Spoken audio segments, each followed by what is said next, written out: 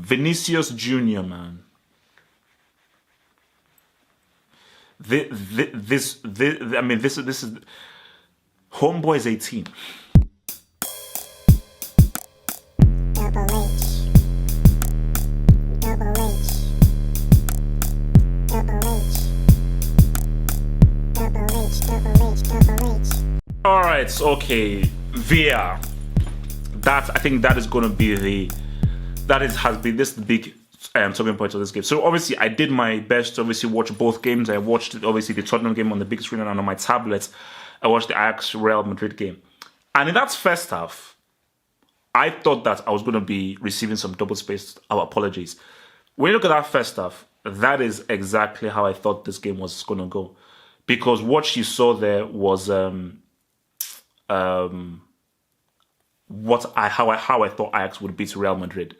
That they would just move the ball well, be very positive, be very attacking, and their youthful lights on their feet movements would be very problematic for Real Madrid. And you saw how they caused them some issues. And they really put a lot of pressure on them, because every time I was turning back to the game, I was like, mate, I just keep having the ball. They keep having the ball. They keep getting an attacking errors. And Real Madrid hardly had any kind of flow, any kind of footholding, especially in the first half. And this is the key moments here. And look, this is the thing with the VAR.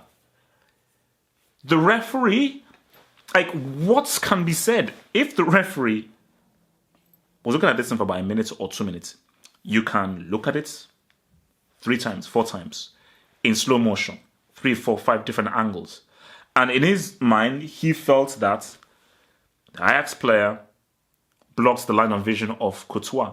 So because he was in an offside position and blocked his line of view, he decided to give it. And me viewing it, it's a tough one, because you can view it both ways. You can truly view it both ways, because yes, you can say he blocked his line of vision, made it difficult for Courtois to really see anything. But at the same time,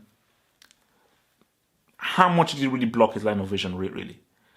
And maybe Courtois could have done a lot more. And I think the key thing is, when the goal went in, I didn't see any kind of reaction from Courtois to suggest, yo, he blocks my line of vision. So the fact that Courtois didn't suggest that, Courtois was like, his blame was much more of like, our defender should have done better. But look, it is what it is. He also got something in his ear, said maybe you should review it. He looked at it, and again, I repeated to myself, he can watch it in slow motion. He can watch it from 3, 4, 5 different angles, reverse angles, slow it down, speed it up. And he's seeing it in such detail. As the referee, he's like, oh, boom, I didn't see it this way. I didn't see it in instant replay, and boom. But then there's a point. See, this is a point, because I think somebody brought this point up during the World Cup. Should you give a decision based off what you see in slow motion, or what you give it in normal play? Because things happen in normal play, you should give it. But then it was a weak argument, because at the end of the day, it's either a right decision or a wrong decision. It's not about how it's fast or slow. It's about, is that a foul? Was he blocking the line of vision? This and that. Was he offside? And it's so, again, if the referee views it, and the difficulty about this, which is why, this whole VAR thing is, it can go, there's an argument for giving the goal, there's an argument for not giving the goal. So, but I don't think that, because again, I've seen it online and people say, my gosh, Real Madrid are cheating and UEFA are paying them. No. Because again, him not giving the goal, there's an argument for it.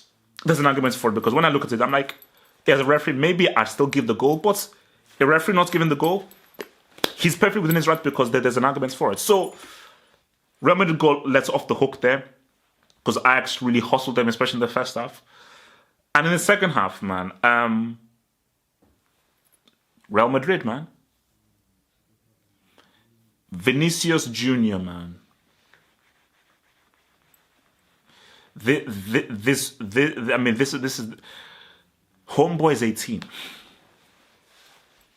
Homeboy is 18 years of age, a youth, a fetus.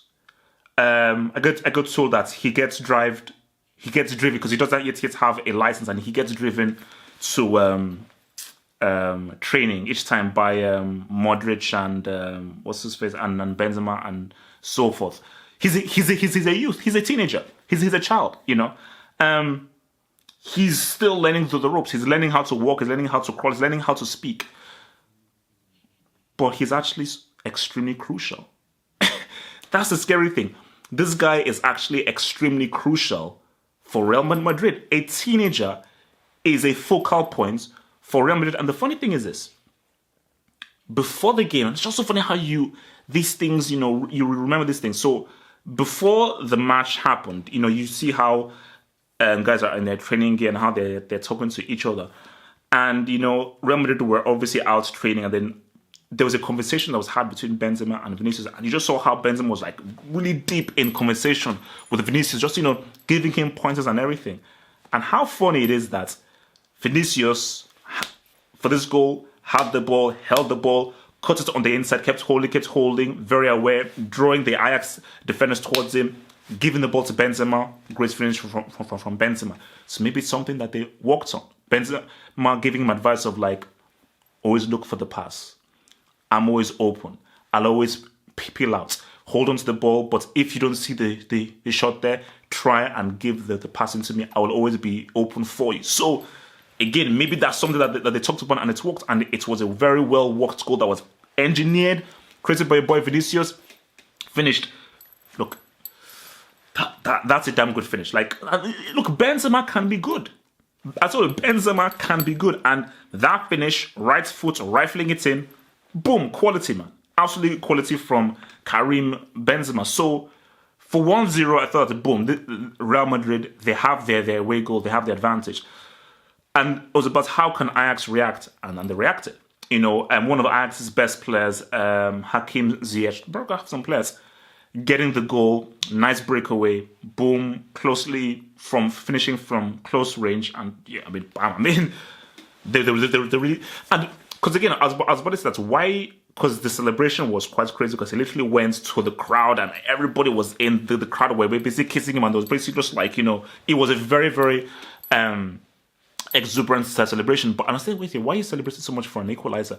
But I think maybe Ajax felt so aggrieved that they were not giving that goal, that was just really letting out the emotions. And I think the crowd and the players felt that by how they were able to get that equalizer.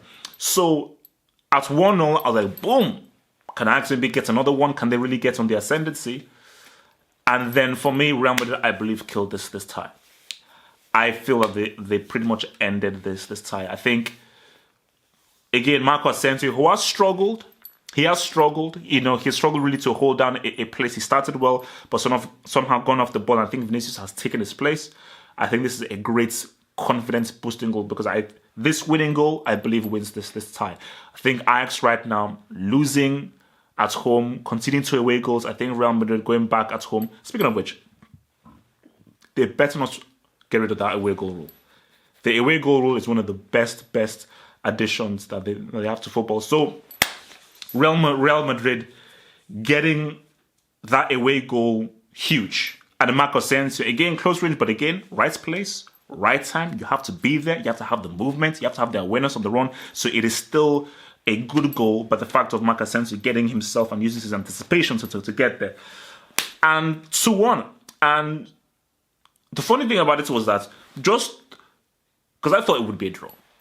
And look, let's just give credit. Ajax still gave Real Madrid issues, but the way that Real Madrid came and collected this win shows that they're still in good form.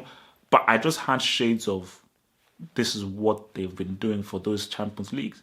Because remember, the key thing to Real Madrid's Champions League run is how good they are away from home, arguably better than they are at home.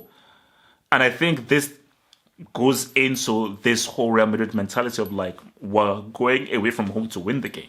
We're not going there for an away goal and to lose. No, we're going away from home to try and actually beat you. So I think this is this Real Madrid way of this generation where we don't care where we have to travel to, which stadium we will travel to. We are going to that stadium to try and get that W, and that is what they did, man. So, 2-1 to Real Madrid. Congrats. And I just think that, for Ajax, Ajax shouldn't feel...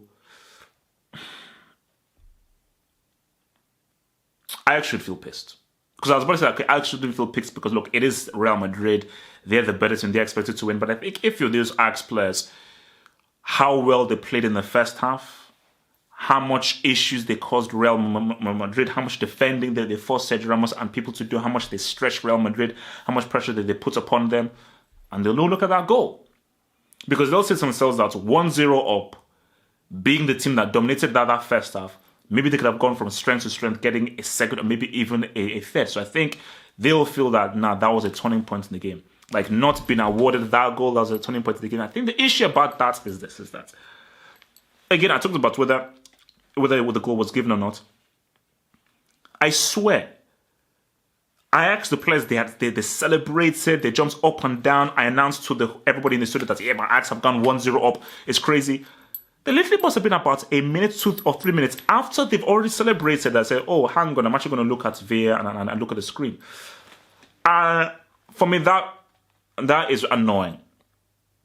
Do you imagine if in a World Cup final, a dude scores a goal in the 88th minute? People jump up and down, they're crying, they're going crazy. It's a crazy celebration. He takes off his shirt, he jumps up and down, goes, oh my gosh, it's a World Cup winning goal. We've done everything. You're so happy, you're elated. And then 2 minutes later, like, oh, sorry, we're going to review this. 3 minutes later, you review it, sorry, no goal. That whole instant reaction that is so beautiful about football is lost. And I think that is what VAR takes away. That whole instant jubilation, instant reaction is something that gets taken away. So I just think that, yeah, man, if you're going to do this VAR, my whole thing with VAR, make it instant. So as soon as the goal goes in, my gosh, be quick and do the review. Be quick and do the review. Make this thing quick and make it do the review. But there's just something about, I know that it's about getting the right decision. And as long as you get the right decision, it makes it good for the game. But there's just something about football just needs to be flowing. It's quick, it's fast, it's instant, and this whole stop-start. Oh, but wait, let me go to this TV screen. Oh, I'm now looking at 3-4 screens like I'm in the Matrix on the Minority Report on my screen. It is what it is. But look, man, I believe this tie is over. Thanks for watching the video. Now think about becoming a Football Hot patron by pledging an amount each month and then gain access to exclusive content only on the Football Hot Patreon page. Peace. Head over to the official site at halffootballhot.com or just click over here.